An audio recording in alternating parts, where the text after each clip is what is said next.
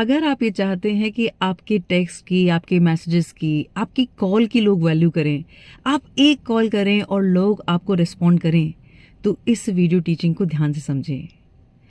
आपने एक बात नोटिस की होगी कि कई बार ऐसा होता है कि हम परेशान हैं, हम अपसेट हैं और हमारा किसी से भी बात करने का मन नहीं कर रहा है, और तभी अचानक हमारा कॉल बजता है और स्क्रीन पे एक बड़ा ही प्यारा नाम हमें दिखता है और उस नाम को देखकर हमारे मन को सुकून होता है।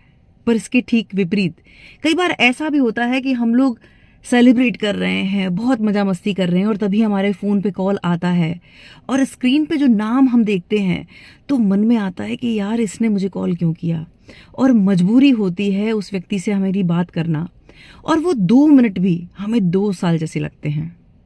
या फिर एक दूसरी सिचुएशन हम लें कि 2 फ्रेंड्स सेलिब्रेट कर रहे हैं और अपने एक और कॉमन फ्रेंड को बुलाना चाहते हैं, और पहला वाला कहता है कि रुक मैं कॉल करता हूं, और वो कॉल पे कॉल करे जा रहा है, सामने से कॉल नहीं उठती है। तभी दूसरा फ्रेंड ये कहता है कि मैं कॉल करता हूं, और उसकी एक कॉल पे फोन पिक होता है। तो ये कैसे होता है? ये सारा खेल है एनर्जी, वाइब्रेशंस और पर्सनालिटी का। आज हम यही सीखेंगे दोस्तों। जो मैंने मेरी माँ की पर्सनालिटी को ऑब्जर्व करके और अपने आसपास कुछ प्यारे लोगों की पर्सनालिटी को, उनके ऑरा को ऑब्जर्व करके जो सीखा है, वही मैं आप लोगों के साथ शेयर करना चाहती हूँ। सबसे पहला और इम्पॉर्टेंट है कि अपने दिन की शुरुआत और अपने दिन का अंत हैप्पी नोट पे करना। होता यह है कि जब हम अपने दिन की शुरुआत अच्छी करते हैं तो हमारा फोकस सिर्फ अच्छाई पे होता है, और वैसा ही हमारा ऑरा होता जाता है। कई लोग आप नोटिस करेंगे हमारे घर में, हमारे परिवार में, हमारे आसपास, वो जब तक सो रहे हैं घर में तभी सुकून और शांति है।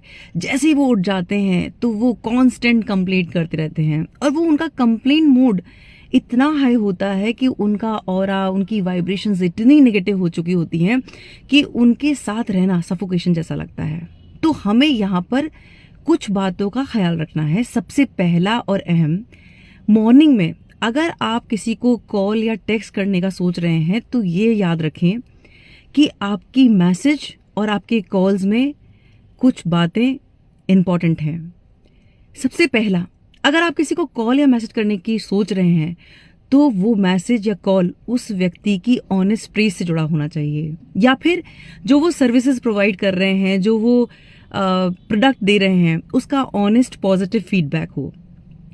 और इम्पॉर्टेंट, अगर कोई खुशी आप शेयर करना चाहते हैं तो मॉर्निंग में करें, पर यहाँ एक बात याद रखनी है कि ये खुशी उस व्यक्ति विशेष के से जुड़ी होनी चाहिए या उसके परिवार से जुड़ी होनी चाहिए। वो ना हमारी सक्सेस होनी चाहिए, ना वो हमारी खुशी है।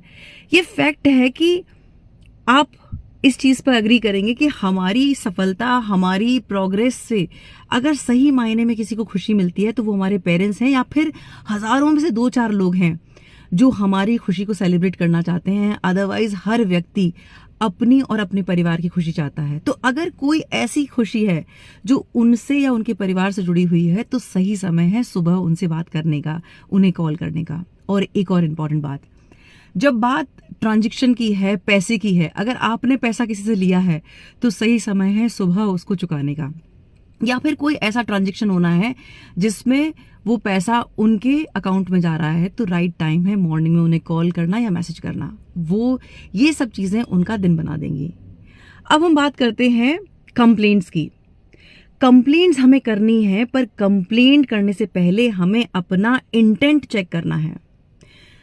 दोस्तों, होता यह है कि हम चाहे कितने भी अच्छे शब्द यूज कर लें और चाहे कितने भी खराब, उसके पीछे की जो मंशा होती है, जो इंटेंट होता है, वो व्यक्ति तक साफ पहुंचता है। तो सबसे पहले हमें ये ध्यान रखना है कि मॉर्निंग में हमें किसी भी तरह की कोई कंप्लेंट नहीं करनी है।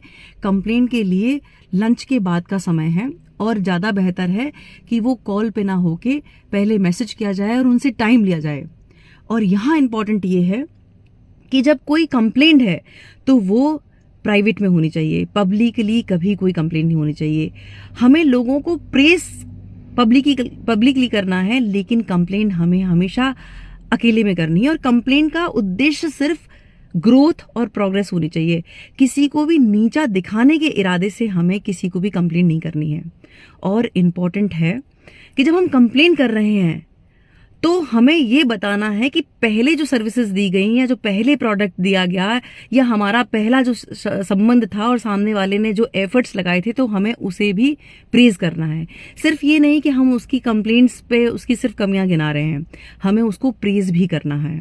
यहाँ उद्देश्य सिर्फ ये है कि हम जो रिजल्ट चाहते हैं वो हमें आगे से पॉजिटिव मिले। जब हम इस इंटेंट के साथ लोगों से जुड़ते हैं, कनेक्ट करते हैं, तो ये बात उन तक पहुंचती है। और यहाँ एक इम्पॉर्टेंट बात ये है कि भूले भटके अगर आपसे फ्रस्ट्रेशन में पब्लिकली कभी किसी को आपने कुछ गलत कह दिया है, तो अक्सर मैंने देखा है कि लोग फिर प्राइवेट में आके माफी मांगते हैं। ऐसा नहीं, अगर आपने किसी को पब्लिकली कुछ कहा है तो जितने लोग थे उनके सामने ये हमारी रिस्पॉन्सिबिलिटी बनती है कि हम अपनी गलती को एक्सेप्ट करें और सामने वाले को कुछ अच्छे वर्ड्स बोल के उसको एनकरेज करें और अपनी गलती की माफ़ी भी मांगें। जब हम इस तरह से लोगों के साथ पेश आते हैं तो हमारा ऑरा, हमारी एनर्जी बहुत प्योर और पावरफुल होती है। और अंत में एक सबसे इम्पॉर्टेंट बात, दोस्तों, चीज़ों को कॉम्प्लिकेटेड नहीं करें। जो भी बातें हैं स्पष्ट तरीके से, साफ तरीके से कम्युनिकेट करें। कम्युनिकेशन से बात खराब नहीं होती है, बात ना करने से बात खराब होती है। इस सिचुएशन पे मुझे वसीम बरेलवी साहब का एक बड़ा अच्छा शेर याद आता है कि कौन सी बात कब कहाँ कैसे कही जाती है, ये सलीका हो तो हर बात सुनी जाती है।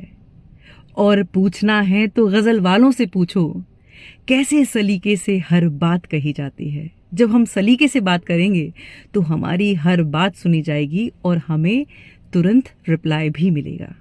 बहुत बहुत आभार। नमस्कार।